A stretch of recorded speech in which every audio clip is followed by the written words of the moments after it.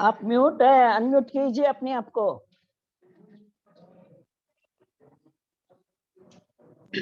सरस्वती नमस्तुभ्यं वरदे कामरूपिणी विद्यारंभं करिष्यामि भवतु राजसंग जिनवानी माता की जय।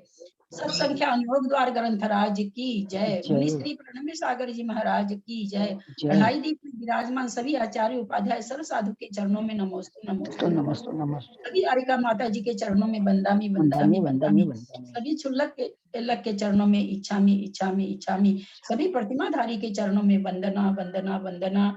ग्रुप में विराजमान नेमीचंद भाई साहब, राव भाभी और भी जो बड़े लोग हैं सबको सादर चरण स्पर्श। बाबूजी शायद पारसमल जी बाबूजी आज नहीं आए हैं, मंदिर गए हैं। और सभी को सादर जय जिनेन्द्र। हम लोग धवला पुस्तक 4 से मुनि श्री प्रणम्य सागर जी ने तत्वार्थ सूत्र के पहले अध्याय के 8वें सूत्र का विवेचन किया है, उसका स्वाध्याय कर रहे हैं।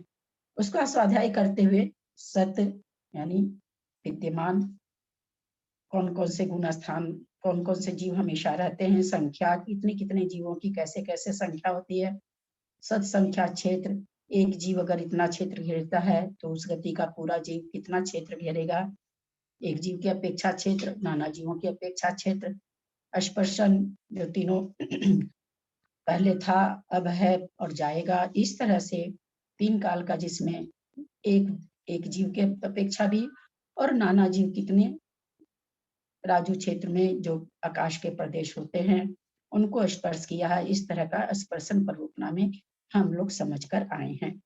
अब हम लोग काल पर रूपना कर रहे हैं। काल पर रूपना करते हुए ओघ और आदेश 2 तरह से पर रूपना की जा रही है। ओघ मतलब गुण स्थान में जीवों को बताना, आदेश मतलब प्रत्येक मार्गना में जो 14 मार्गनाएं होती है, प्रत्येक मार्गना में प्रत्येक गुण स्थान में जैसे गति मार्गना तो कितने कितने जीव कैसे कैसे पाए जाते हैं, ऐसा व्याख्यान करना, आदेश से व्याख्यान करना।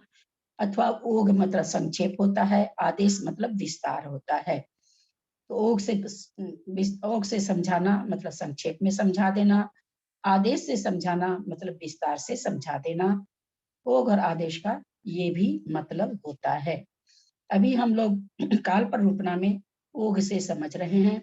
ओघ से समझते हुए हम लोग उपशमक में आ गए हैं। Page number 124 90/21। इसके पहले का कुछ किसी को शंका हो तो आप लोग पूछ सकते हैं, कर सकते हैं, नहीं तो आगे चल रहे हैं।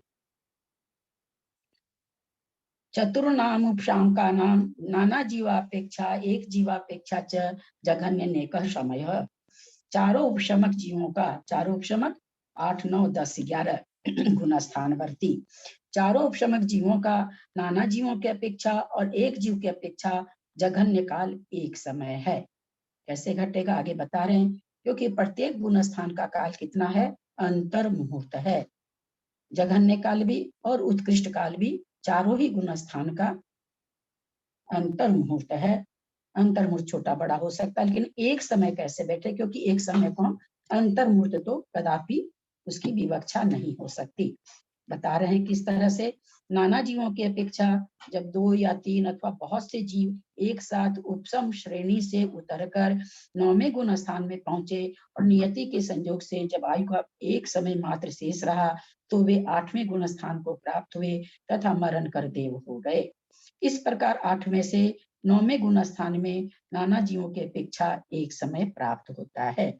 यहाँ पर यह शंका हो सकती है, ये उतारते हुए 8वां गुण स्थान ही क्यों लिए, तो चूंकि उपशम श्रेणी का गुण स्थान 8वें से शुरू हो जाता है, अतः सबसे पहले 8वें गुण स्थान में बता रहे हैं कि एक समय कैसे निकलेगा।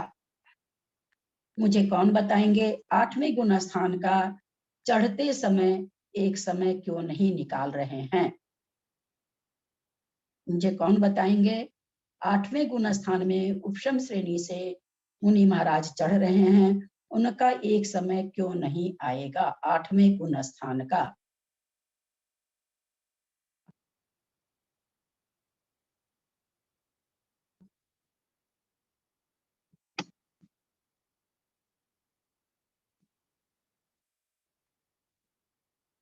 तो 8वें गुण स्थान के तो 6 भाग तो होते ही हैं। प्रथम समय में निद्रा प्रचला जाएगी, इस अपेक्षा से। मैंने बंद विच्छुत्ति नहीं पढ़ी, पूछी है मंजू जी। आपका नहीं, प्रयास, बंद विच्छुत्ति तो हाँ, नहीं पूछी है। आपका प्रयास ठीक है, थोड़ा ठीक करना है। प्रयास आपका स्टार्टिंग ठीक है। तो मेरा यह प्रश्न है कि 8वें गुण स्थान में चढ़ते समय मरण एक समय रख के क्यों नहीं करा रहे हैं? कोई मुनि निद्रा महाराज प्रचला में मरण होता ही नहीं है। उदय में हाँ निद्रा मरण है प्रचला में बहुत मरण सुंदर नहीं उत्तर, होता है।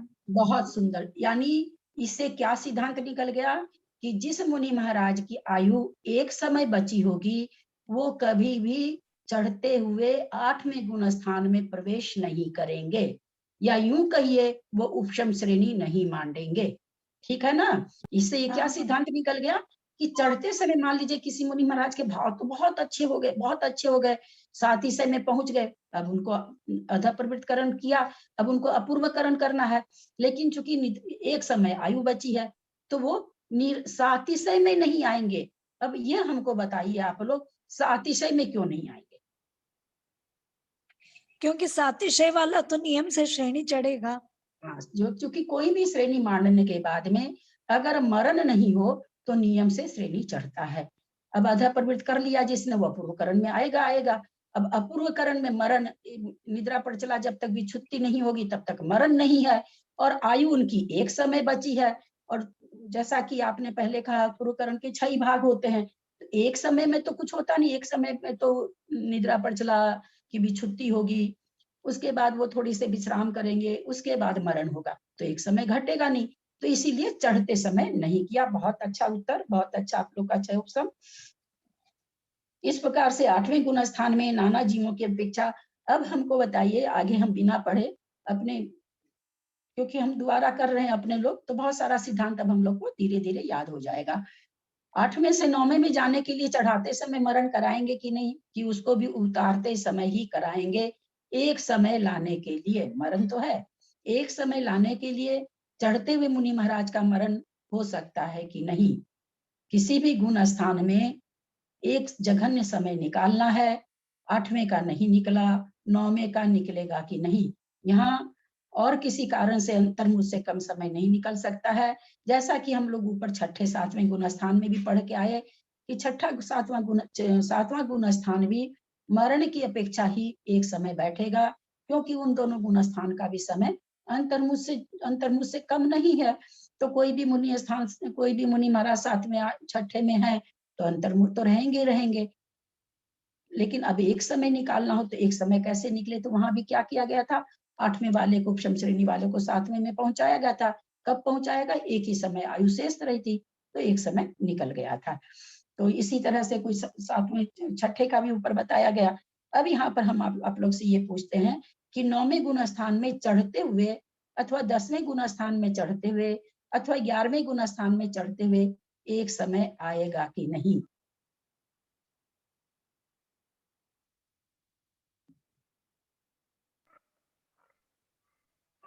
चढ़ते समय एक समय नहीं आएगा। आएगा, आएगा तो सही, क्योंकि इसमें क्या बाधा है मरने में, मतलब जैसे एक समय में। बिल्कुल सही, एक समय आयु बची है। मन में उपशम श्रेणी, छपक श्रेणी तो खल मरण वाला चढ़ता ही नहीं, इसलिए हम लोग उसका नाम ही नहीं लेंगे। उपशम श्रेणी चढ़ने के लिए किसी की इतनी आयु जरूरत नहीं है कि वो नीचे वापस आए तब मरे ना। केवल 8वें गुण स्थान के लिए बाधा है कि इतनी आयु तो अवश्य रहनी चाहिए कि निद्रा प्रचला की विच्छुत्ति हो जाए, और उसके बाद वो 8वें में भी मरण कर जाएगा, कोई भी बाधा नहीं है। केवल 8वें गुण स्थान के लिए, बाकी सभी गुण स्थान में, मान लीजिए 8वें गुण स्थान में मुनि महाराज है, 8:09 पर जाने वाले हैं, 8:09 में एक समय बाकी है, 8:09 में मरण करने वाले हैं, 8:09 के एक समय पहले वो उसमें गुण स्थान में चले गए, एक समय के बाद उनका मरण हो गया। क्योंकि मरण में कहीं भी बाधा नहीं है, इसलिए बस यहाँ पर हम लोग को यही समझ के रखना है कि जिन गुण स्थानों का काल अंतर्मुहूर्त है, उन गुण स्थानों का काल एक समय निकालने के लिए हमें एक समय पहले उस गुण स्थान में जीव को पहुंचाना होगा, और कोई भी कारण या विवक्षा नहीं बैठती। जिन गुण स्थानों का काल एक अंतर्मुहूर्त है, उसमें एक समय लाने का। समझ में आ रही होगी बात? अब आगे हम लोग पढ़ रहे हैं। अभी तो हम लोग बिना पढ़े ही ये सारी बात किए हैं। इसी प्रकार उपशम के सभी गुण स्थानों में लगाना चाहिए, किंतु उपशम श्रेणी के 4 गुण स्थान 8, 9, 10 तथा 11 होते हैं। 8वें गुण स्थान में चढ़ते समय प्रथम भाग में मरण नहीं होता है, इसलिए उपशम श्रेणी में से उतार कर ही भंग बनाया है। ठीक है, भंग शब्द विग्रह कविता जी इसे की बहुत अच्छी तरह समझ रही होंगी, क्योंकि पूरा वो एक बार पढ़ चुकी हैं कर्मकांड जी। भंग क्या होता है हम लोग भी कर्मकांड जी में आने वाला है, बहुत जल्दी ही आने वाला है, हम लोग वहां समझेंगे। 9वें तथा 10वें गुण स्थान में चढ़ते और उतरते समय दोनों समय मरण हो सकता है। चढ़ते समय भी हो सकता है, एक समय बचा ही था, 9वें गुण स्थान को प्राप्त किया, मरण हो गया, या एक समय ही बचा था आयु में, 10वें गुण स्थान में मुनि महाराज पहुंचे ही थे, चढ़ ही रहे थे, भाव उनके उत्कृष्ट हो ही रहे थे, तो उनका मरण हो गया। अथवा 11वें गुण स्थान में पहुंचे मुनि महाराज, वहां भी हो गया। अतः दोनों अवस्थाओं में गुण स्थानों का काल एक समय प्राप्त हो जाता है। 11वें गुण स्थान में भी चढ़ते उतरते समय दोनों अवस्थाओं में मरण होता है, किंतु जघन्य काल कब निकलेगा? जब चढ़ते हुए मरण होगा। ऐसा क्यों कहा?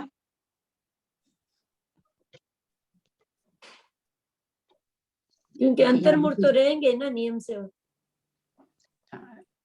हाँ, क्योंकि चढ़ते समय चढ़े और मरण हो गया, हो सकता है, कह रहे हैं, बिल्कुल हो सकता है, क्योंकि हम लोग जानते भी हैं कि 11वें गुण स्थान का अंतर्मुख्य काल मतलब किस किस कारण से आता है, नहीं सॉरी गलत बोल गए, 11वें गुण स्थान से पतन होने का च्युत का कारण कौन कौन सा है? एक मरण के समय यदि मरण आ गया हो और दूसरा समय कम हो गया, समय खत्म हो गया हो। हाँ, दो ही है, एक तो काल के कारण, एक मरण के कारण। हाँ, एक तो समय खत्म। तो काल के कारण तो अंतर्मुख काल के बाद आएगा है ना, मरण के कारण चढ़ते ही मरण हो सकता है एक समय के बाद।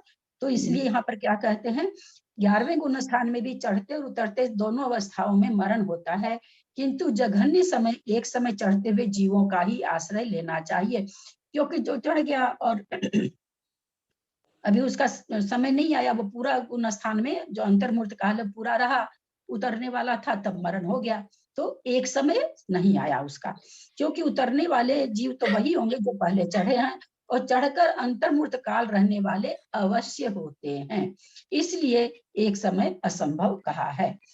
समझ में आ रही होगी बात? जो भी नहीं समझ में आए उसी समय पूछ लेंगे आप लोग।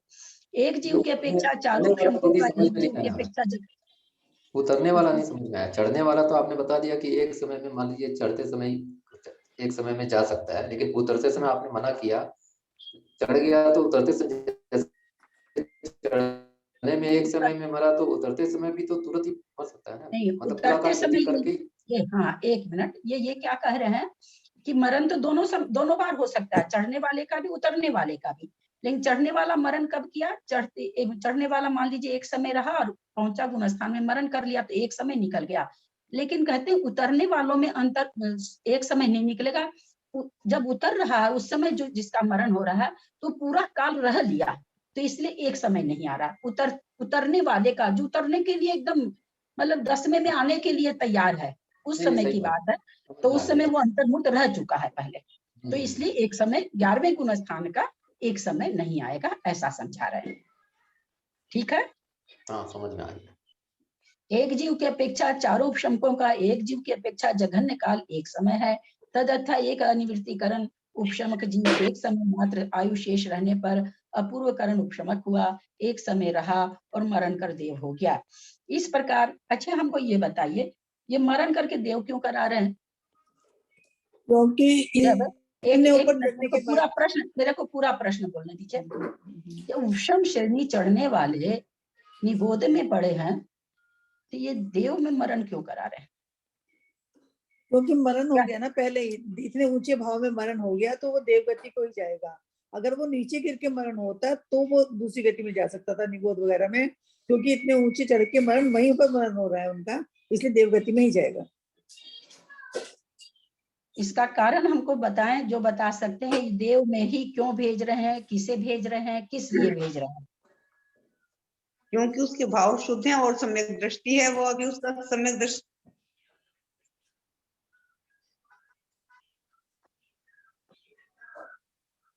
भाव बढ़िया सा उत्तर दीजिए, बहुत बार समझा चुके हैं।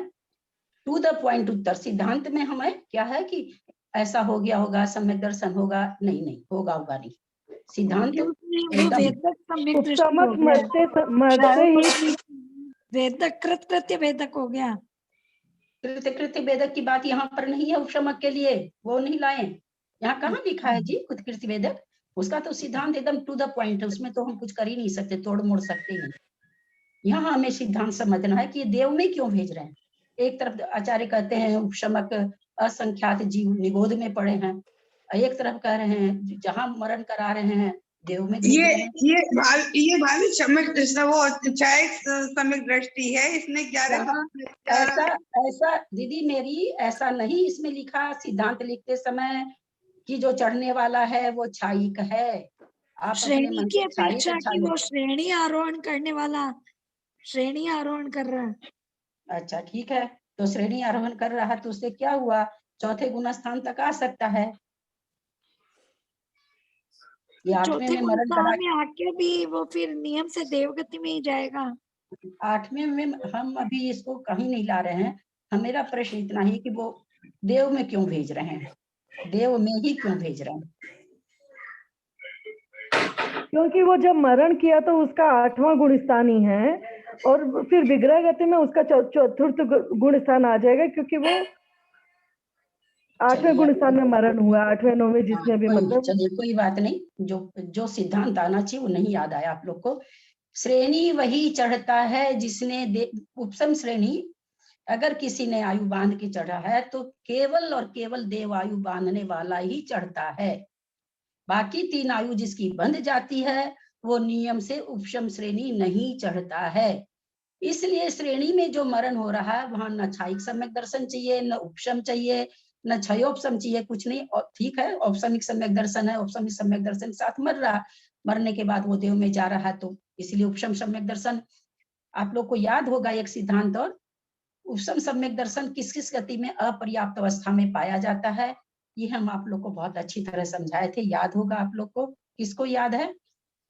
देवगति में, देवगति में, देवगति में नरक, जिसने सिर्फ देवगति में, देवगति में से देवगति उपशम श्रेणी में पाया जाएगा, क्योंकि नियम से श्रेणी में जो मरण करता है वह अगर आयु बंधक है तो तो अब मरण कर रहा तो इसका मतलब आयु बंधक है, आयु बंधक है तो नियम से देव आयु का बंधक है। देखिए सिद्धांत हम लोग को कैसे लगाना चाहिए, जिस तरह से मैथमेटिक्स आप लोग पढ़े हुए होंगे, जब हम लोग अलजेब्रा वगैरह इधर से भी सिद्ध करते थे त्रिकोणमिति में, फिर इधर से भी, दोनों तरफ से जब सिद्ध होता था कि भाई उत्तर से प्रश्न भी सही हो रहा, प्रश्न से उत्तर भी सही हो रहा, तब उसको टू द प्रूफ हम लोग लिख पाते थे, उसके पहले हम लोग नहीं लिख पाते थे। तो उसी तरह सिद्धांत हमको हमेशा देखना चाहिए कहीं से बाधित तो नहीं हो रहा है। अब ये देखें हम लोग बाधित क्यों नहीं हो रहा, उपशम श्रेणी अगर कोई चढ़ रहा है, उपशम श्रेणी में अगर मरण हो रहा है तो नियम से देव जाएगा। क्यों जाएगा?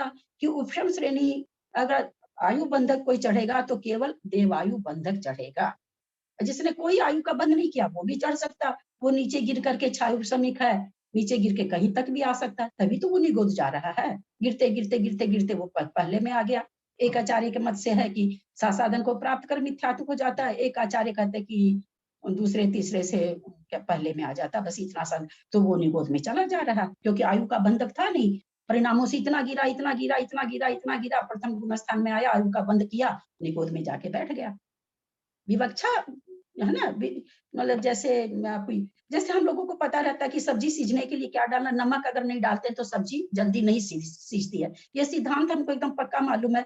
तो हम लोग और कुछ डालें या न डालें, नमक डालना चाहते हैं, नमक नहीं डालेंगे तो सब्जी जल्दी नहीं सीझेगी। उसी तरह सिद्धांत को अगर बिल्कुल सिद्धांत को जमा के रखेंगे ना तो अपने लोग को थोड़ा सा बहुत आनंद आएगा।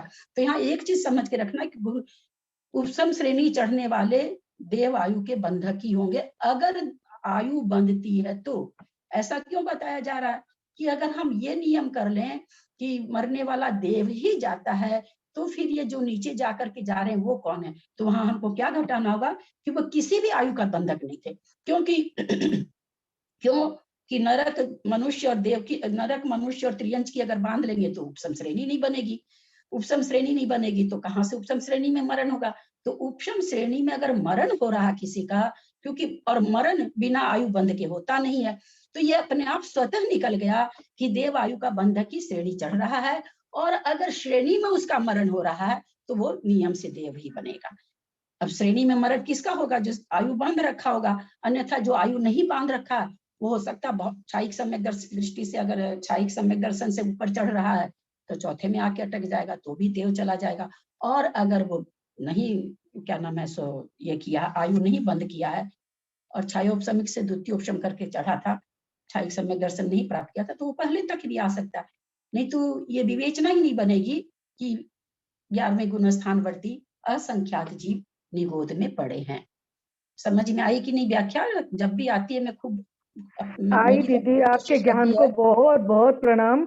और ऐसा लगता है ये बात आप कितनी बार बता चुके हैं, अभी 4-5 दिन पहले भी ऐसे हुआ था, देवायु का बंद होगा। तो रोज आती है, रोज मैं पूछती हूँ, पता नहीं कहाँ चले जाते, याद भी है लेकिन मतलब फिर भी बोल क्या नहीं आते वो शब्द, मतलब वो बात कैसे, सिद्धांत याद नहीं आते बहुत। अपने बोल हम लोग जब कोई भी सिद्धांत मतलब मैं उस दिन रात को भी कितनी देर तक सोच रही उसके बारे में। तो अपनी बुद्धि से दोनों तरफ से उसकी काट कर लेनी चाहिए, ये कहीं बाधित तो नहीं हो रहा, सिद्धांत बाधित नहीं होना चाहिए।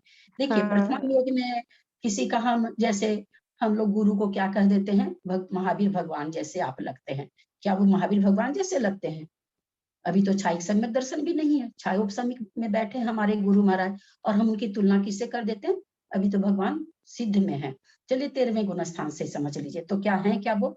तो वो एक अलग कथन है, किसी का बहुमान करना, प्रथमान योग में बहुमान करके बहुत सारी चीज कह दी जाती, हमेशा वो कथन अलग है। सिद्धांत में हमें अपने हम जो बोल रहे हैं उसको क्या करना चाहिए, अपने चिंतन में। ये जिस दिन आप लोग करना चालू कर देंगे ना, बहुत सारी चीज आप लोग के अपने आप ही, किसी से पूछने की जरूरत, आज मैं थोड़ी किसी से पूछने जा रही हूँ, मैं उसको काट करती रहती हूँ कि मैं जो सोच रही हूँ चिंतन वो कहीं पर बाधित तो नहीं हो रहा, इस तरह से तो नहीं बाधित हो रहा, इस तरह से तो नहीं बाधित हो रहा। जब लगता कहीं से नहीं बाधित हो रहा तो नहीं, सिद्धांत ऐसा होना चाहिए। तो यही सिद्धांत याद करने का। अब जो भी कुछ आप लोग बोलते हैं तो उसको सोचा करिए कि हमारा ये सिद्धांत किसी भी कारण से बाधित तो नहीं हो रहा है, किसी भी कारण से अगर बाधित हो रहा है तो वो सिद्धांत नहीं है, है ना? तो इसी तरह से आप लोग को सबको समझ में आया होगा, कोई बात नहीं, धीरे धीरे याद रहेगा। नहीं याद रहता हमको, कौन सा रहता है, किसी को नहीं रहता है, सबको एक, हम लोग सब एक जैसे हैं। एक अनवृत्तिकरण उपशमक जीव एक समय मात्र आयु शेष रहने पर अपूर्वकरण उपशमक हुआ, एक समय रहा मरण कर देव हो गया। इस प्रकार एक समय काल 8वें गुण स्थान को प्राप्त हुआ। एकदम अकाट्य नियम, गुण स्थान में उपसम श्रेणी में कोई मर रहा है तो देवगति को प्राप्त होगा।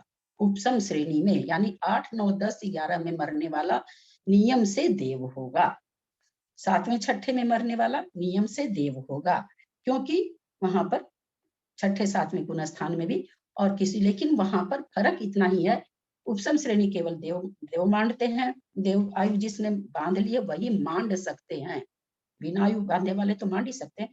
6ठा गुण 7वां गुण स्थान प्राप्त करने के लिए भी आया है कि जिसने पहले त्रियंच नरक आयु मनुष्य आयु का बंध कर लिया है, वो सकल संयम या देश संयम 5वां गुण स्थान वर्ती भी हमारे केसी भाई साहब हैं, अगर आयु का बंध हुआ है तो देव आयु का हुआ है, अन्यथा किसी आयु का नहीं हुआ है। ये नियम है कि अगर 3 गति बंध गई है तो नियम से देश संयम सकल संयम धारण नहीं कर सकते।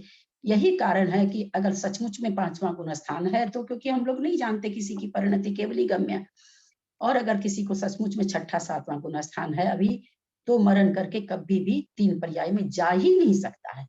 उस गुण स्थान में अगर मरण कर रहा तो छायोपशमिक है, नीचे गिर के आ गए, मिथ्यात्व में गिर के आ गए और तब आयु का बंध किए तो कहीं भी जा सकते हैं। लेकिन उसी गुण स्थान में मरण को प्राप्त हो रहे हैं और सम्यक दर्शन के साथ हो रहा है, तो नियम से 5 गुण स्थान तक के जीव नियम से देव बनेंगे।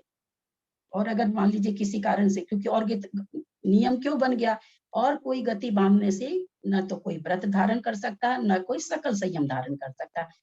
अब वो जिस तरह से हमने अभी समझाया कि असंख्यात लोग उपशम श्रेणी वाले निगोद में पड़े हैं, वही चीज यहाँ भी घटेगी।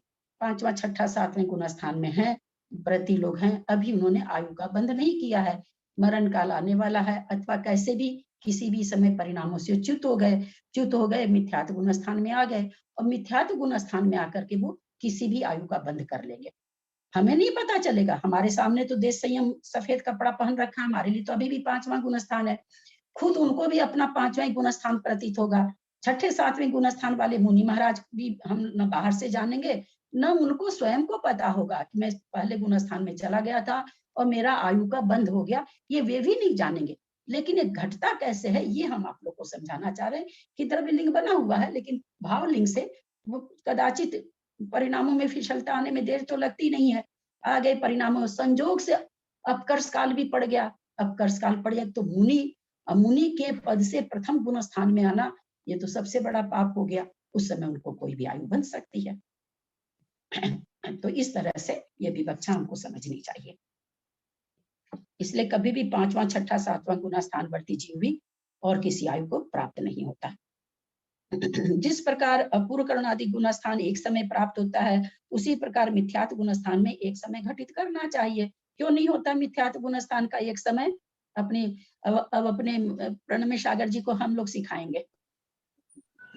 नहीं, क्योंकि ना अंतर्मुहूर्त चाहिए ना रहने के लिए। मिथ्या गुण स्थान में एक अंतर्मुहूर्त चाहिए भाव के लिए। क्या चीज के लिए? एक अंतर्मुहूर्त चाहिए, इसीलिए मिथ्या गुण स्थान में नहीं होगा। और बढ़िया से बोलिए, ठीक से, थोड़ा कम समझ में आया। मैं ये बता रही हूँ कि मिथ्या गुण स्थान में जाके वो एक समय में नहीं होगा, कि एक अंतर्मुहूर्त रहेगा, क्योंकि भाव में एकदम इतनी विशुद्धि से इतनी मतलब गलत इतना कलुषित परिणाम नहीं होते, इसलिए एक समय अंतर्मुहूर्त रहेगा। तो गुण स्थान का किसी भी अपेक्षा, लेश्या की अपेक्षा, परिणामों की अपेक्षा, कसाई की अपेक्षा, मरण की अपेक्षा, किसी भी तरह से एक समय इसका नहीं है। कम से कम अंतर्मुहूर्त तो है ही है। मिथ्यात्व गुण स्थान में गया, परिणामों में संक्लेशता आई, आयु का बंध किया, अथवा आयु का बंध पहले भी कर लिया, तो भी वो मिथ्यात्व गुण स्थान में जाने के बाद अंतर्मुहूर्त काल रहेगा, नियम से रहेगा, तब मरण होगा। इसलिए यहाँ पर मरण अंतर्मुहूर्त से कम नहीं आए। वह इस प्रकार है, कोई उपसम सम्यक दृष्टि जीव एक समय आयु शेष रहने पर मिथ्यात्व गुण स्थान को प्राप्त हुआ, दूसरे समय में मरण किया, तो एक समय मिथ्या दृष्टि का रहा। देखिए किसको पहुंचा रहे हैं मिथ्यात्व गुण स्थान? उपसम सम्यक दृष्टि। कौन सा उपसम सम्यक दृष्टि आएगा पहले गुण स्थान में? वही जिन्होंने आयु बंद नहीं की पहले। जिसने आयु बंद नहीं किया है, उपसम से उतरने वाला वही जीव होगा जिसने अभी तक आयु का बंध नहीं किया है। बहुत सुंदर उत्तर। उत्तर इस प्रकार घटित नहीं होता, क्योंकि मिथ्यात्व को प्राप्त हुआ ऐसा जीव अंतर्मुहूर्त काल तक मरण नहीं करता, ऐसा आगम है। यदि मिथ्या दृष्टि का एक समय नहीं बनता है तो न बने, किंतु असंयत और संहिता संयत का तो बन सकता है। इन दोनों स्थानों का भी नियम है कि इसको जो प्रवेश कर गए अंतर्मुहूर्त काल तक तो रहेंगे ही, चाहे लेश्या परिवर्तन हो जाए, चाहे कसायों का परिवर्तन होता रहे, अथवा किसी भी तरह की परिणामों की विशुद्धता अशुद्धता कुछ भी बनती रहे। यहाँ पर नियम है कि इससे गिरने के लिए जो परिणाम आने चाहिए वो अंतर्मुहूर्त के बाद ही आएंगे, नहीं, क्योंकि इन गुण स्थानों में भी अंतर्मुहूर्त काल से पूर्व मरण का अभाव है, अतः इसलिए अंतर्मुहूर्त काल तक इसमें मरण हो ही नहीं सकता है। दीदी यहाँ काल से ये समझिए कि पहला दूसरे गुण स्थान को छोड़ के पहला, तीसरा, चौथा, पांचवा उसका तो अंतर्मुहूर्त है, और बाकी का ऊपर के गुण स्थानों का एक समय काल है। इस समय तो उनका भी अंतर्मुहूर्त है, लेकिन वहां पर एक समय शेष रहने पर उस गुण स्थान को प्राप्त एक समय में मरण हो सकता। यहाँ इन गुण स्थानों में मान लीजिए जिसका एक समय बचा हो, मान लीजिए कोई है मिथ्यात्व से सम्यक प्रकृति को उदय में लाना चाह रहे हैं, लेकिन उनकी आयु का कितना बचा है? एक समय बचा। तो यहाँ ये सिद्धांत बन गया कि वो चौथे गुण स्थान को प्राप्त ही नहीं होगा। समझे? विवक्षा समझिए, सिद्धांत समझिए। वहां दूसरे गुण 9वें गुण स्थान का, 8वें गुण स्थान का, 10वें का, 11वें का एक समय शेष रहने पर उस गुण स्थान को प्राप्त करवा रहे हैं। एक समय के बाद उसका मरण हो जा रहा है, 8वें को छोड़ के, चढ़ते समय 8वें को छोड़ के एक समय में उसका मरण हो जा रहा है। लेकिन यहाँ पर इस सिद्धांत से ये सिद्धांत अपने आप बन जाता है कि कोई मान लीजिए मिथ्या दृष्टि जीव है, उसकी सत्ता में तीनों प्रकृति है, वो सम्यक प्रकृति को उदय में लाके चौथा गुण स्थानवर्ती बन सकता था, लेकिन अगर उसका एक ही समय बाकी बचा है तो वो चौथे गुण स्थान को प्राप्त नहीं होगा। इससे ये सिद्धांत अपने आप बन गया। नहीं तो यहाँ भी कर देना चाहिए था ना, एक समय शेष रहता, सम्यक प्रकृति उदय में आ जाती, चौथे में आ जाता और मरण कर जाता। यहाँ भी तो ये सिद्धांत बैठ सकता था, लेकिन यहाँ पर क्या इस आचार्य ने जो ये सिद्धांत दिया, इससे कौन सा सिद्धांत निकल गया? ये निकल गया कि जिसका एक समय आयु शेष बची है वो न तो मिथ्यात्व को प्राप्त करेगा, न चौथे गुण स्थान को प्राप्त करेगा और न पांचवें गुण स्थान को प्राप्त। जब तक अंतर्मूर्त काल आयु उसकी शेष नहीं होगी, इन तीनों गुण स्थान को कोई प्राप्त नहीं करेगा। विवक्षा समझ में आई कि नहीं? दीदी साधन से मरण करके तो मिथ्यात्व में जा रहे ना, एक समय कम होने से। साधन हम कहाँ बोले? मैं तो 1, 4, 5 बोली। मैंने तो 2 3 का तो नाम ही नहीं लिया, क्योंकि 3 का भी अंतर्मुक्त काल है। 3 में तो मरण ही नहीं है, इसलिए 3 को इसलिए नहीं बोला। और दूसरा तो मैंने बोला ही नहीं। वहां तो एक समय शेष रहने पर साधन में पहुंच रहा है, वहां तो उस गुण स्थान का काल ही एक समय है। मरण की जरूरत ही नहीं साधन में, तो साधन का तो काल ही एक समय है। तब इसलिए मैंने दूसरा कहाँ बोला कविता जी, नाम ही नहीं लिया मैंने। ठीक है दीदी, मैं अपना ही सोचने। उत्कर्ष न अंतर्मुहूर्त, चारों उपशमकों का नाना जीवों की अपेक्षा उत्कृष्ट काल अंतर्मुहूर्त है। तदथ्या 7, 8 से लेकर 54 जीव एक साथ 8वें गुण स्थान को प्राप्त हुए। ये हम लोग पीछे संख्या में पढ़ चुके हैं कि उपशम श्रेणी चढ़ने वाले जीव कितने हो सकते हैं, ज्यादा से ज्यादा तो एक साथ में 54 ही जीव होते हैं, जो एक साथ, बहुत सारे मुनि महाराज बैठे हुए हैं, सब ध्यान ज्ञान में लीन हैं। उसमें 54 मुनि महाराज ऐसे हो सकते हैं जिनके परिणाम एक साथ विमल हो सकते हैं और वे उपशम श्रेणी में 8वें गुण स्थान में पहुंच सकते हैं। जब तक ये जीव 9वें गुण स्थान को प्राप्त नहीं होते, तब तक अन्य जीवों को भी इसी प्रकार 8वें गुण स्थान को प्राप्त कराना चाहिए। मैं इस पंक्ति को कौन नहीं समझे हैं अथवा कौन समझ गए हैं?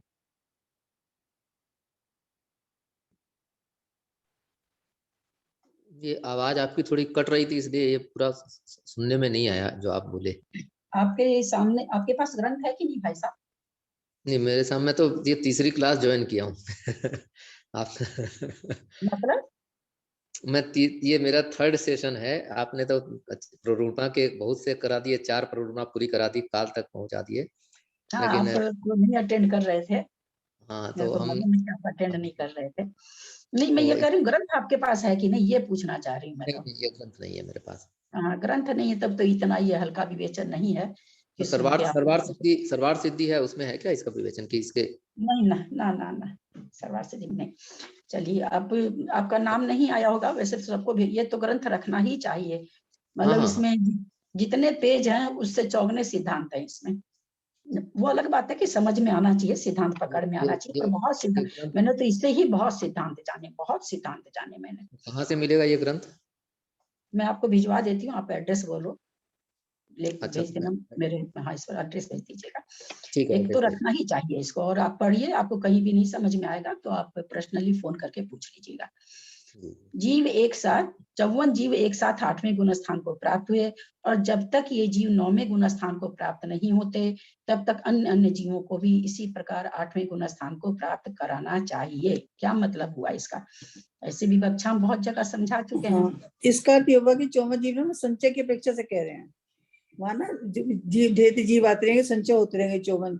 जब वो दूसरे गुण स्थान को अनुवर्तीकरण को जाते रहेंगे तो वो जीव उसमें आते रहेंगे। 8वें गुण स्थान पर संचय, यहाँ पर हम लोग को वो क्या समझाना चाह रहे हैं? अब वो 54 जीव थे और अंतर्मुहूर्त काल तक रहना है।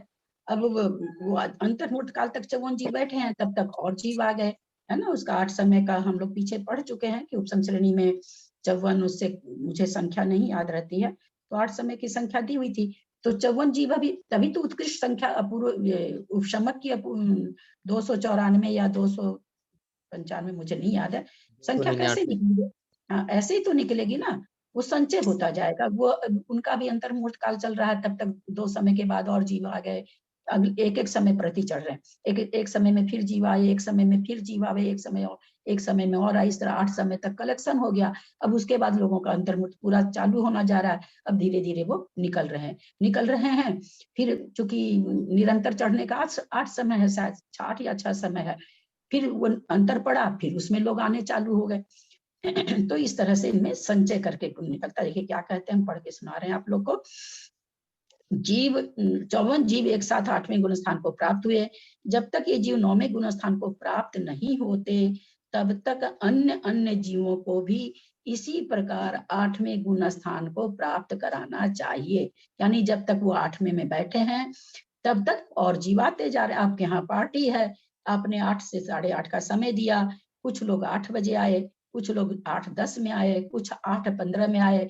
आपने देखा 8:30 में आपके यहाँ 500 आदमी हो गए, 8 बजे 100 आदमी थे, 8:30 होते होते संचय हो गया आधी घंटा में, और आपके यहाँ पार्टी में 500 लोग हो गए। इसी प्रकार उतरने वाले 9वें गुण स्थान से भी जीवों ये को कुछ पूछ रहे दीदी, हैं क्या? इस गुण स्थान की जो मैक्सिमम संख्या बताई है 200, हाँ 299 बताई है, मतलब ये हाँ। संचय 299 तक पहुंचने तक होता रहेगा।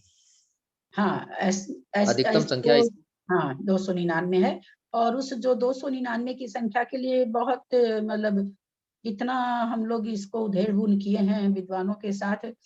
तो जैसे बेनाड़ा जी कहा करते थे कि 3 काल में भी 3 कम 9 करोड़ संख्या संयतों की नहीं हो सकती। क्यों ये अधिक बोलते से थे अधिक, ऐसा? हाँ ये हाँ, अधिक से अधिक नहीं, कम हो नहीं, सकता हाँ, नहीं हो सकती, नहीं हो सकती। अब जो 9वें 8वें गुण स्थान में क्यों नहीं हो सकती इसका देखिए। 8वें गुण स्थान में आपने 299 को कलेक्ट कर लिया, अब आप 9वें में भेज रहे हैं, है ना? फिर आप 10 उन्हीं जीवों को तो भेज रहे हैं, तो उस गुण स्थान में उतने जीव कम होते जा रहे हैं, तो 299 गुना 4 कैसे बैठेगा? तो फिर इसको बैठा सब दिमाग लगाए, बहुत मतलब बहुत अच्छे विद्वानों से बात चर्चा चली है बीच में इसके लिए। फिर उसको ऐसे घटाया, लिखा कहा गया कि चढ़ते समय और उतरते समय दोनों को मिलाने से उस समय उस गुण स्थान में इतने जीव पाए जाएंगे। केवल चढ़ते समय अगर हम ये संख्या निकालेंगे सब गुण स्थान में तो ये नहीं निकलेगी। और 8 समय निरंतर चढ़े, उसके बाद अंतर तो पड़ा, अंतर पड़ा फिर जीव आना चालू हो गए। तो फिर हम चढ़ते और उतरते समय के अगर किसी एक समय में हम देखें कि भाई 9वें गुण स्थान में उपसम से चढ़ने वाले कितने जीव हैं, तो वहां पर यह कहा गया भाई चढ़ने वाले और उतरने 9वें गुण स्थान में कितने जीव हैं, कौन चढ़ा कौन उतरा उससे हमको मतलब नहीं है। जैसे पार्टी में 500 लोग जिस समय इकट्ठे हुए उस समय हुए, और फिर अब एक बार उसमें 500 दिखे, अब उसमें कौन अब जा रहे हैं कौन आ रहे हैं उससे मतलब नहीं। तो उसी तरह से यहाँ पर कौन जीव चढ़ते समय यहाँ पर विद्यमान है, कौन उतरता हुआ विद्यमान है, इसको नहीं लेकर के उस समय वहां पर इतने जीव दिखे केवल ज्ञान में कि 8वें गुण स्थान में एक समय में 299 जीव उन्हें दिखे, उतने प्रेजेंट दिखे। तो यहाँ पर वो चढ़े हुए थे कि उतरे हुए थे, ये नहीं हो करके केवल एट प्रेजेंट 8वें गुण स्थान में हमको कितने जीव दिख सकते हैं, केवल ज्ञान में कितने दिखते हैं, तो 299 दिखते हैं। इसको केवल चढ़ते समय नहीं लगा सकते, उतरते समय का मिला के संख्या, नहीं तो फिर सिद्धांत बाधित होता है। केवल ज्ञान में झलका कि अपूर्व करण गुण स्थान में 299 है, फिर तो सिद्धांत बाधित हो रहा। आपने तो बांध दिया कि बस उपसम श्रेणी वाले इतने दिन तक तो नहीं थे, अब चढ़े हैं फिर वो जा रहे हैं, तो ये बात तो ठीक नहीं होती। ये तो प्रक्रिया चलती रहती है, आने वाले आते रहते हैं, उतरने वाले उतरते भी रहते हैं। तो वहां पर जीव कितने विद्यमान हैं, वो चढ़ने वाले हैं उतरने वाले हैं, इससे नहीं मतलब है उस समय उस गुण स्थान में कितने जीव हैं। इस प्रकार चढ़ने वाले होंगे ना, ये 54 है, ये तो चढ़ने वाले ही होंगे ना। ये तो एक बार एक समय में चढ़ने वालों की अधिकतम संख्या है, अधिकतम संख्या, ठीक ठीक, अधिकतम संख्या है। ये देखिए आगे नीचे आ भी रहा शायद देख रहे हैं। इस प्रकार चढ़ने और उतरने वाले जीवों से लगातार यह गुणस्थान अंतर्मूर्त काल तक भरा दिखाई देगा। जैसे जो बताया गया कि इन गुणस्थानों का अंतर्मूर्त काल है, तो क्या एक जीव अंतर्मूर्त काल रहेगा? नहीं, ऐसा नहीं कह रहे हैं। बोलो नाना जीव की अपेक्षा कोई चढ़ रहा कोई उतर रहा, कोई चढ़ रहा कोई उतर रहा, तो क्या दिख रहा है कि अपूर्व करण अंतर्मूर्त काली तक खाली ही नहीं हुआ, क्योंकि हमेशा उसमें जीव अंतर्मूर्त काल तक दिखते रहे। देखिए एकदम साफ लिखा यहाँ पर, इस प्रकार चढ़ने और उतरने वाले जीवों से लगातार यह गुण स्थान अंतर्मूर्त काल तक भरा दिखाई देगा, पश्चात नियम से अंतराल पड़ेगा। क्यों पड़ेगा अंतराल? उनके सांतर चारों गुण उत्तम श्रेणी सांतर मार्गना है, इसलिए अंतर पड़ेगा ही पड़ेगा। वर्ष बैठक का तो शायद इसका है उत्कृष्ट अंतर, मुझे जहां तक याद है, मैं गलत भी हो सकती हूँ। पश्चात नियम से अंतराल पड़ेगा, इस अपेक्षा से नाना जीवों की अपेक्षा उत्कृष्ट काल 8वें गुण स्थान का निकाला। उसी प्रकार 9वें 10वें 11वें गुण स्थान का भी समझना चाहिए। विशेष बात इतनी है कि 11वें गुण स्थान से जीव जब तक चढ़कर नहीं उतरता तब तक अन्य अन्य गुण स्थानों में अन्य अन्य 10वें गुण स्थान से 11वें गुण स्थान में जीवों को लगातार पहुंचाते रहना चाहिए, ताकि 11वें गुण स्थान का अंतराल नहीं पड़े, क्योंकि अंतर्मूर्त तक सभी गुण स्थानों में जीव को रखना है। क्या समझाना चाह रहे हैं यहाँ पर? क्योंकि यहाँ पर क्या है, उपशम श्रेणी के चारों गुण स्थान में जीव का कितनी देर तक पाए जाएंगे ये बताना चाह रहे हैं। तो यहाँ पर उपसमक के 4 गुण स्थान है, 8, 9, 10, 11, तो चारों को तो भर्ती दिखाना पड़ेगा ना। तो वही यहाँ पर बता रहे हैं कि बस ध्यान इतना रखना कि लगातार 11वें में भी जीवों को पहुंचाते रहना चाहिए। इस तरह से जीवों की क्या नाम है संख्या बैठानी चाहिए कि ऐसा नहीं कि 11वें में जीव ही नहीं मिल रहा, 10 तक आए, उतरने में 10 दिख रहा है और 11वां गुण स्थान खाली हो गया, तो ऐसा नहीं करना है। क्योंकि इस गुण स्थान में जीव मात्र निचले गुण, कारण क्या है? अब देखिए क्यों कह रहे हैं कि 11वें गुण स्थान में पहुंचाते रहना चाहिए। 8वें गुण स्थान में, 9वें गुण स्थान में, 10वें गुण स्थान में तो आप चढ़ते हुए जीव भी हैं, उतरते हुए भी हैं। समझ रहे हैं आप लोग? सरोज समझ में आ रही है बात? नहीं समझ में आती तो पूछ लिया करो। कोई भी उपशम श्रेणी चढ़ रहा है वो भी 8वें में है या 9वें में है या 10वें में है और 11वें में है ना। लेकिन उतरते समय 11वें में तो कोई ऊपर से उतर के आ नहीं रहा, 12वें से 11वें में उतर के कोई नहीं आता है। 10वें, 9वें, 8वें में तो उतरते समय भी हम जीव ले आए, तो वहां पर संभावना क्या हुई? खाली होने की संभावना नहीं हुई। लेकिन 10वां गुण स्थान एक ऐसा गुण स्थान है जिसमें चढ़ाते हुए ही ले जाना पड़ता है। तो इसलिए 11वां गुण स्थान, इसलिए इन्होंने क्या विवक्षा की कि हमको चूंकि अंतर्मूर्त काल तक भरा हुआ रखना है चारों उपसमक के गुण स्थान, तो 11वें गुण स्थान में कह रहे हैं लगातार जीवों को पहुंचाते रहना चाहिए अंतर्मुहूर्त काल तक। अन्यथा 11वां गुण स्थान अंतर्मूर्त के पहले खाली दिखेगा, तब विवक्षा नहीं बनेगी। तो इसका कारण कह रहे हैं कि क्यों हम ऐसा कह रहे हैं कि पहुंचाते रहना चाहिए, क्योंकि 11वें गुण स्थान में उतरते हुए 11वां गुण स्थान नहीं बनता है। बाकी 10, 9, 8 गुण स्थान, 8वां गुण, 10, 9, 8 मतलब 10वां, 9वां, 8वां गुण स्थान उतरते हुए भी बनता है। मान लीजिए चढ़ते समय आपने कोई जीव नहीं कहा 8वें गुण स्थान में, ऐसा हुआ कि कोई जीव नहीं, लेकिन उतरते समय आ गया उसमें, लेकिन उसमें जीव दिखा, अंतर्मुहूर्त काल तक दिखा, चाहे वो चढ़ता हुआ था चाहे वो उतरता हुआ था। लेकिन 11वें गुण स्थान में विवक्षा नहीं बनती, उतरते हुए जीव उसमें नहीं दिखाई देते, इसलिए 11वें गुण स्थान के लिए हमको निरंतर वहां जीव पहुंचाना होगा, तब वो या अंतर्मुहूर्त तक भरा रहेगा। समझ में आ रहा है कि नहीं? मैं कोशिश तो बहुत करती हूँ, मेरे को जितनी अक्कल है। दीदी ये क्वेश्चन था कि है ना, जैसे अपूर्व करण में कोई जीव चढ़ रहा है तो मैक्सिमम 299 हो गए वहां पे, और उस समय भी उसमें आ गया, तो संचय 299 से ज्यादा हो सकता है? नहीं, एक गुण स्थान में 200 उपसम श्रेणी वालों की 299 से संख्या कभी नहीं ज्यादा होगी, उतरने चढ़ने वाले दोनों मिला के 299 से ज्यादा कभी नहीं हो ही नहीं सकती है। अब वो दोनों मिला के 10वें 11वें गुण स्थान में तो खाली चढ़ने वालों की होगी, और 8, 9, 10 में उतरने वालों की भी मिला करके, यानी उस गुण स्थान में जीव कितने पाए जा रहे हैं, तो ज्यादा से ज्यादा 299 पाए जाएंगे। अब वो चाहे उतर रहे हो चाहे चढ़ रहे हो, गुण स्थान में इतने जीव दिखेंगे। चले आगे। 11वें गुण स्थान का अंतराल न पड़े, क्योंकि इस गुण स्थान में जीव मात्र निचले गुण स्थान में से प्रवेश करता है, ऊपरी 12वें गुण स्थान से नहीं। चारों उपशमकों का एक जीव की अपेक्षा उत्कृष्ट काल अंतर्मुहूर्त है। एक अप्रमथ संयत जीव अपूर्व करण उपशमक हुआ, वहां सर्वोत्कृष्ट अंतर्मुहूर्त रहकर अनिवृत्ति गुण स्थान को प्राप्त हुआ, तो 8वां गुण स्थान का उत्कृष्ट काल आ जाता है। इसी प्रकार 9, 10, 11 गुण स्थान का चढ़ते समय ही काल निकालना चाहिए, क्योंकि उतरते समय उत्कृष्ट अंतर्मुहूर्त प्राप्त नहीं होता है। हम लोग, आप लोगों को याद होगा 7वें गुण स्थान का जब हुआ कि आप 7वें गुण स्थान का जघन्य काल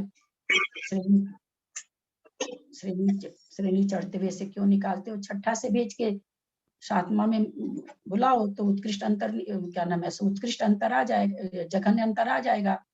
आप श्रेणी चढ़ा करके 7वें गुण स्थान का जघन्य अंतर क्यों निकाल रहे हैं? वहां पर ये विवक्षा आई थी कि 6ठे गुण स्थान में भेज करके 7वें गुण स्थान में वापस बुलाने से उत्कृष्ट काल आता है, और उससे बहुत कम काल लगता है 8, 9, 10, 11, 10, 9, 8 आकर के 7 में आने पर।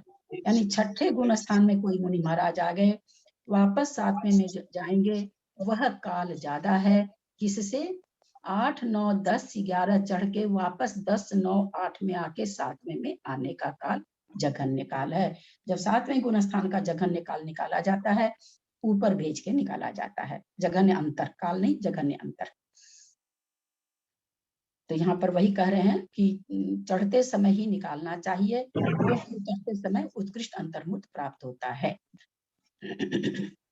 वो कहाँ चली गई पैंट? पैंट कहाँ चली गई? मैंने दो को फुलाई थी। बीना जी अब बंद कीजिए, म्यूट कीजिए। यहाँ पर कौन सा काल निकाल रहे हैं? उत्कृष्ट काल निकाल रहे हैं चारों उपशमकों का। तो इन्होंने यह सिद्धांत दिया कि अगर आप उत्कृष्ट काल निकाल रहे हो एक जीव की अपेक्षा, तो उस एक जीव को आप 8 से 9 भेजो, 9 से 10 भेजो, 10 से 11 भेजो, वह उत्कृष्ट काल होगा। प्रश्न यहाँ उठा कि भाई नीचे 10 में आ रहा है, तो 11वें का तो कोई बात नहीं है, क्योंकि उसमें ऊपर से तो आ नहीं रहा, तो उसका नहीं। 10 में आ रहा है, 10 से 9 में आ रहा है, तो हम उस समय जघन्य काल उत्कृष्ट काल क्यों नहीं कहते हैं? तो इन्होंने कहा कि चढ़ते समय अंतर्मूर्त बड़ा होता है, उतरते समय जघन्य अंतर्मूर्त होता है। यद्यपि अंतर्मूर्ति है, लेकिन बहुत छोटा है चढ़ने वाले से, क्योंकि निश्चित जब परिणाम क्यों है ऐसा, इसका हम लोग चिंतन करें तो परिणामों में उत्कृष्टता लाने में समय लगता है, लेकिन परिणामों को जब परिणाम गिरते हैं तो बहुत तेजी से गिरते चले जाते हैं। हम लोग भी समझते हैं, थोड़ा पानी गिरा हुआ, स्लिप करते हैं, थोड़ा सा स्लिप करते हैं, फिर एक बैग स्लिप कर जाते हैं, छोड़िए ना और किसी चीज की पुद्गल की बात ले लीजिए। तो जब गिरने लगता है तो गिर ही जाता है, एकदम फटाक से गिर जाता है, तो गिरने में समय कम लगता है।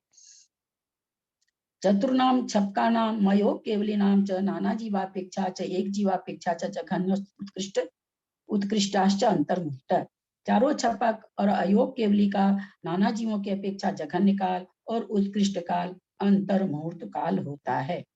चारों छपक और अयोग केवली का नाना जीवों की अपेक्षा और एक जीव की अपेक्षा जघन्य काल 7-8 मनुष्य से लेकर 108 तक अधिक से अधिक जीव 7वें से 8वें गुण स्थान को प्राप्त हुए, वहां अंतर्मुहूर्त काल रहकर 9वें गुण स्थान को प्राप्त हुए, तो पूर्व करण छपक का जघन्य काल प्राप्त होता है। इसी प्रकार 9वें, 10वें, 12वें, 14वें गुण स्थान जीवों को समझना चाहिए। चारों छपक का नाना जीव की अपेक्षा भी एक ही काल है, और एक जीव की अपेक्षा भी एक ही काल इन्होंने बताया। और 108 से ज्यादा चढ़ते नहीं, हम लोग को सबको पता है कि एक बार में 108 जीव ही मोक्ष को जाते हैं। 108 चढ़े, सहयोग केवली को प्राप्त हुए, वही 108 जीव नहीं जाएंगे 14वें गुण स्थान में, उस गुण स्थान से कोई भी 108 जीव 14वें को प्राप्त होंगे, अधिक से अधिक एक समय में मोक्ष जाने वाले, और वो मोक्ष को जाएंगे। इसीलिए यहाँ पर अधिक से अधिक वहां 54 थे। हमेशा उपसम श्रेणी से छपक श्रेणी में काल भी दूना होता है, जीव भी दूने होते हैं। छपक श्रेणी के 4 गुण स्थान 8, 9, 10, 12 होते हैं। छपक श्रेणी में चढ़ने वाले जीवों का मरण नहीं होता है, इसलिए उपशम की तरह इनमें एक समय जघन्य काल नहीं बन सकता, क्योंकि मरण तो होता नहीं कि एक समय निकाल दें। और जिन गुण स्थानों का अंतर्मुहूर्त काल है ही है, वहां किसी भी छपक वो अंतर्मुहूर्त छोटा बड़ा हो सकता है, पर सबको अंतर्मुहूर्त काल रहना ही पड़ता है। तो इसलिए यहाँ पर एक समय का जघन्य काल एक समय छपक श्रेणी वाले में चढ़ने वाले जीवों का आ ही नहीं सकता है। इन्हीं जीवों का नाना जीवों की अपेक्षा उत्कृष्ट काल अंतर्मुहूर्त है। एक बार 7-8 जन अथवा बहुत से 7वें गुण स्थान वाले जीव 8वें गुण स्थान को प्राप्त हुए, वहां अंतर्मुहूर्त रह के 9वें गुण स्थान को प्राप्त हुए। इस प्रकार बारंबार संख्यात बार तक अन्य अन्य जीवों को लगातार चढ़ाते रहना चाहिए, जिससे कुल मिलाकर काल उत्कृष्ट अंतर्मुहूर्त हो जाए। ठीक वही चीज जो उपसम श्रेणी का था, छपक श्रेणी में लगातार अंतर्मुहूर्त तक का चढ़ाते जाना चाहिए, ताकि अंतर नहीं पड़े। इसके बाद नियम से अंतर पड़ेगा। यही प्रक्रिया 9, 10, 12 तथा 14 गुण स्थान के विषय में जानना चाहिए। यहाँ प्रश्न है 9, 10, 12, 14 के लिए तो इन्होंने लिख दिया, 13वें के लिए क्यों नहीं लिखा? 13वां गुण स्थान क्यों छोड़ दिया? क्योंकि 13वें गुण स्थान का काल बहुत ज्यादा है, आयु पर्यंत है। 1 कोटि पूर्व तक भी मतलब कुछ 8 वर्ष 8 कम वर्ष कम, हाँ 1 कोटि पूर्व तक रह उसी सकते का हैं। फर्क पड़ता है। पड़ेगा। बाकी सबके जीवों की संख्या तो उतनी ही है, वो 299 से दूनी जो होती है मतलब 598 उसमें तो 8 लाख लगभग 9 लाख के आसपास है, उसमें उतने जीव रहते हैं।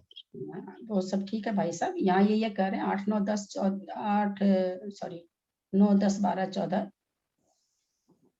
इसलिए इसमें 13 8 को ही अंतर 13 को नहीं बढ़ता। 13 को क्यों नहीं लिया? 13 में तो लाखों जीव रहते हैं, रह सकते हैं, उसमें अंतर तेरहवें तो गुण 108 जो स्थान निकलेंगे उसी का तो अंतर, जो 108 निकल रहे हैं जो आपने बताया, तो उन्हीं की अपेक्षा ही होगा। गुण स्थान न कभी 13वें गुण भागेगा, स्थान दीदी शांतर मार्गना नहीं है ना, वहाँ निरंतर जीव रहते हैं।